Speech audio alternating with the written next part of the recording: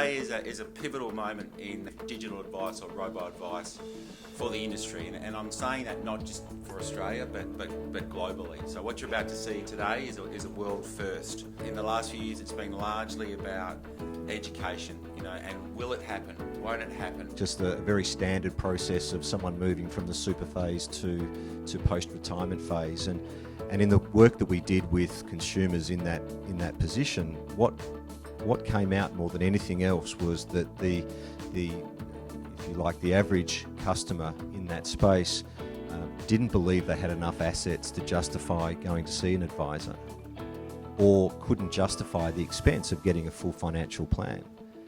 So how do we make sure that those members are not lost in this process?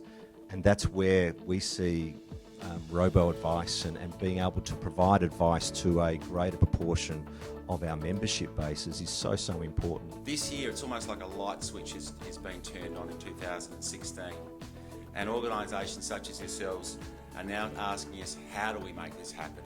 Decimal's in a unique position to offer an out-of-the-box solution like this. We've been building it, the platform, for 10 years. We've invested $25 million into that.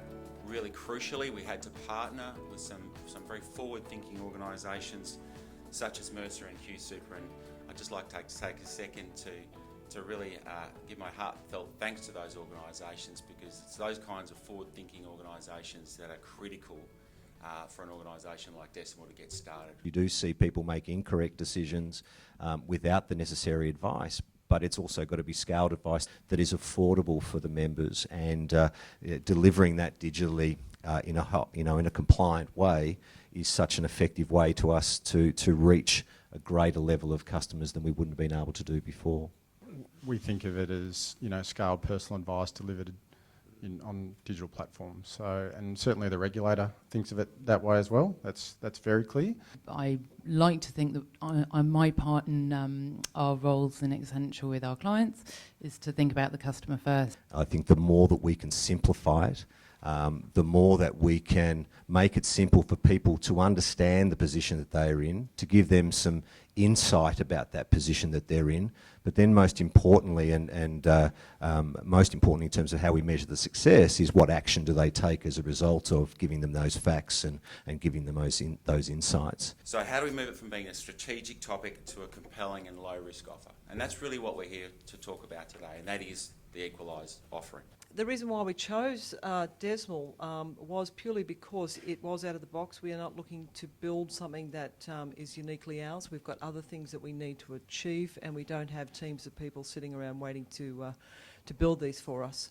It was also another way to connect with our members and to actually utilise this out in the road as well. And I think that's a critical piece that we're working on with Decimal, is to be able to put that under our arms and take it out with us. It's also a really important, milestone in terms of the industry and its maturation, that a global brand of hundreds of thousands of consultants like Accenture are now looking to lock in key partnerships with vendors like Decimal to deliver this type of solution. So I don't think that the core values of customer experience over time have really changed vastly. Customers still want, as Stuart was saying, something that's simple, right, easy to use.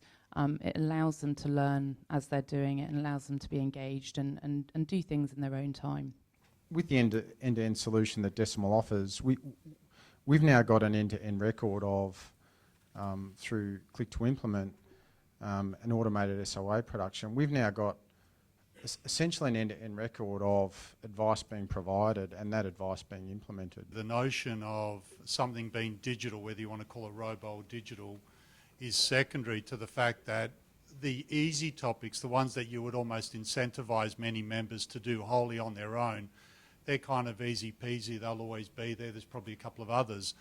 But whether it's TTR by any other name, or especially when you start looking at the really fascinating stuff coming down our pipe around annuities and really revisiting how you want to do account-based pensions and annuities, there's so much you can do online to get a member around that. The feedback that we've got, other than anecdotally, and obviously the take-up's telling us that there's a need there, which we knew. The federal government's taking a view that they're channel agnostic to this. So, the requirements are RG 105 apply, regardless of whether that advice is done through a digital channel or whether it's done through a phone or human-based advisor, and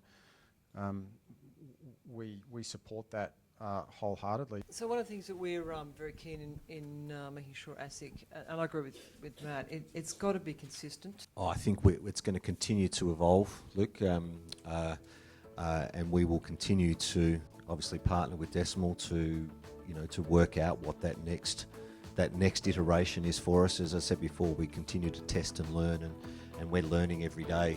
I think that as Andrew was saying, that the development and the sophistication around advice and around this type of advice is maturing so quickly that it will keep evolving, and it will build and it will scale, and it will just become the norm. To me, it's about the digital conversation that we're having with our members from the time that they join the fund until the time that they move into retirement. And it's really about where advice fits in with each of that conversation.